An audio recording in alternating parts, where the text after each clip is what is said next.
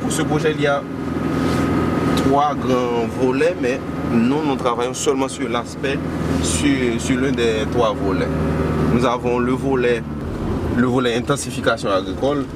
Et pour ce volet, on a surtout les aspects des usagers de l'eau, les associations d'irrigants, pour les organiser, tout ça. Okay. Il y a l'aspect intensification agricole comme tel, appui à l'intensification agricole. Et avec moi, tu auras la chance de visiter des parcelles ou bien des blocs d'intervention. Okay. Parce que la philosophie du projet, notre mode d'intervention, c'est d'installer des blocs de production. C'est-à-dire nous ne pouvons pas, avec le projet, on ne peut pas couvrir complètement la vallée. Oui.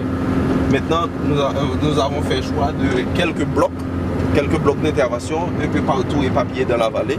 Et à partir de ces blocs d'intervention, on donne l'encadrement. Et à partir de là, en fait, on fera des échanges avec d'autres planteurs. Et au fur et à mesure, ça va... On va prendre de l'expansion. On va prendre de l'expansion. C'est ça la stratégie. Le nom de la vallée encore, c'est la vallée de la Thibonite. La vallée de la Thibonite. La vallée de la Thibonite. Et nous allons visiter là maintenant un bloc. Alors c'est vous qui faites le suivi avec les agriculteurs. Les agriculteurs. Okay. C'est un projet qu'on exécute en accord, comme tu le vois, en accord avec l'ODVA. L'ODVA, c'est l'organisme de développement de la vallée de la Thibonite. Okay. Et on donne un encadrement technique à l'ODVA et on fait la production. Et non seulement l'assistance technique, nous donnons aussi une assistance, comment je pourrais dire, une assistance financière. Okay. Financière, c'est pas directement, nous ne donnons pas de l'argent directement, mais nous faisons des avances en intrant. Du crédit un peu?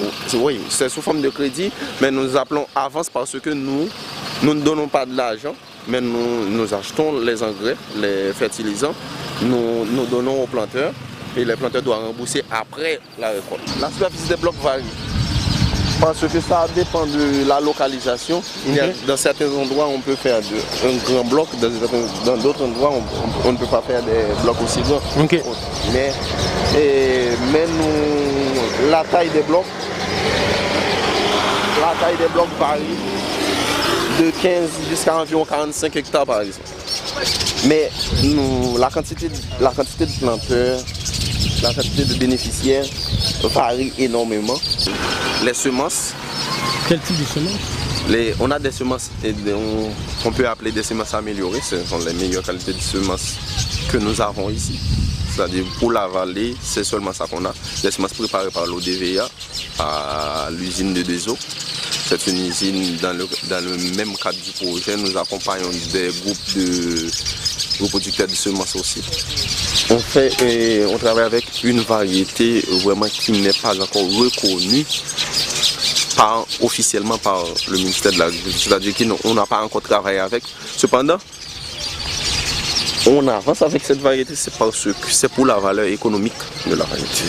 Ce riz-là, se vend beaucoup plus cher que le riz importé. Ce type de riz. Que le riz importé? Oui, que le riz importé. Alors on peut espérer. Parce que le prix de ce riz, de cette variété-là, peut arriver jusqu'à 2 fois la valeur du prix, 2 fois le double du prix du riz importé. Il n'y a pas d'OGM là-dedans là? C'est pas des semences OGM? Non. Ça, c'est des semences produites localement. C'est pas des semences produites.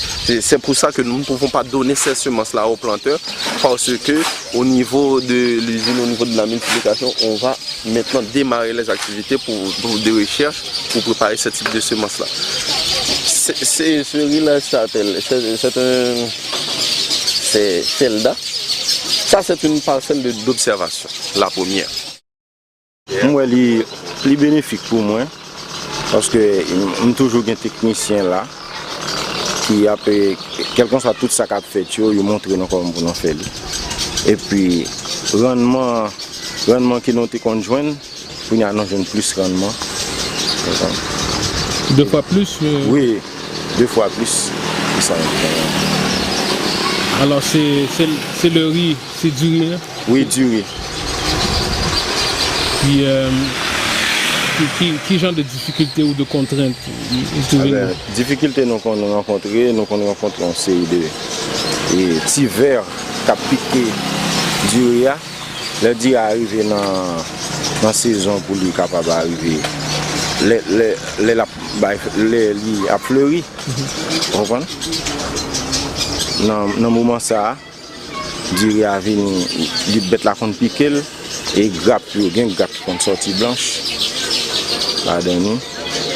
Est-ce que technique production que nous apprenons favoriser que bête ça il pas un peu amélioré mais jusqu'à présent il faut qu'on finisse une solution. Okay.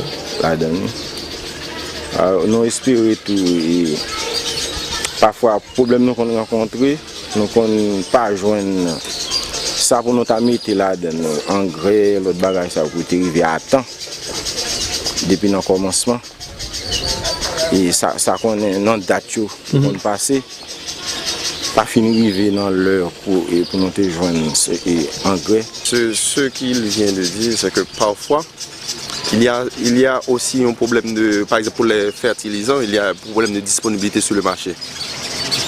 Actuellement, c'est seulement le ministère de l'Agriculture qui fait la distribution des fertilisants sur le marché et parfois le stock n'est pas disponible à temps.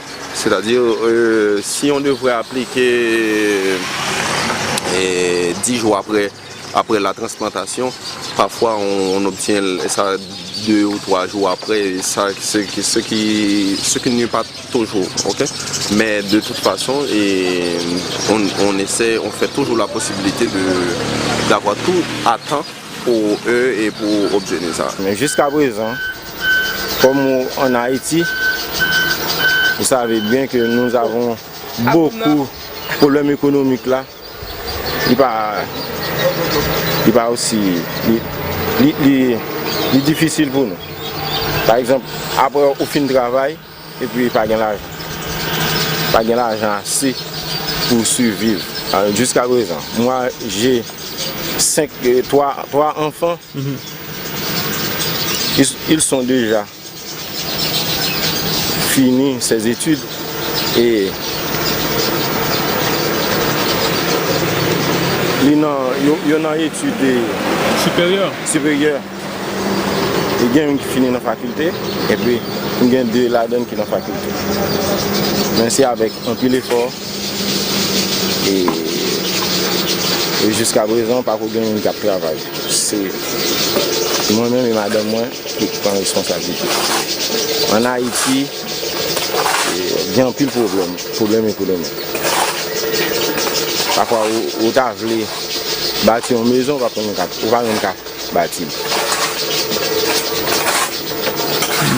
J'espère que la santé là. Oui, pour santé, peut-être ça un peu mieux pour le moment. Parce que nous avons des ONG. ONG ça offre, ils font un pile dispensaire qui est capable d'aider quelques personnes qui sont malades. Et je pense que ça, si vous n'êtes pas là, il y a un pile de monde qui tape déjà mort. Ah oui? Tape déjà mort. Merci un pile, monsieur Fesnel. Environ une semaine, d'environ 10 jours, on sera au moment de récolte. D'environ 10 jours, le riz sera prêt? Oui, environ 10 jours, on sera prêt pour la récolte. C'est qui ça? C'est un lait sec qui pas bon pour nous, mais c'est un lait bon pour nous. Ok. Il y a 2 saisons. La saison sèche, là il y a moins d'eau disponible, et la saison pluvieuse. Maintenant on est au moment de la saison pluvieuse. Et ça va bien? Ça va mieux ça va toujours mieux que la saison sèche. Normalement on dit. Normalement ici on appelle ça le sec. On dit, le sec. Tu vas entendre toujours au niveau des planteurs le sec. Le sec. Toute section ça, c'est beau? Oui. Section ça, arrivé jusqu'à côté. Qui sera qui côté, pas côté petit gros, tu vas voir un peu une différence entre ça et l'autre. Ça, je crois que c'est de la limite de ça passer. Et qui j'en nous fait pour récolter ça? À la machine, à quoi? Non. À la main. À la main? À la main. À la main. travail qui dure, oui. Oui.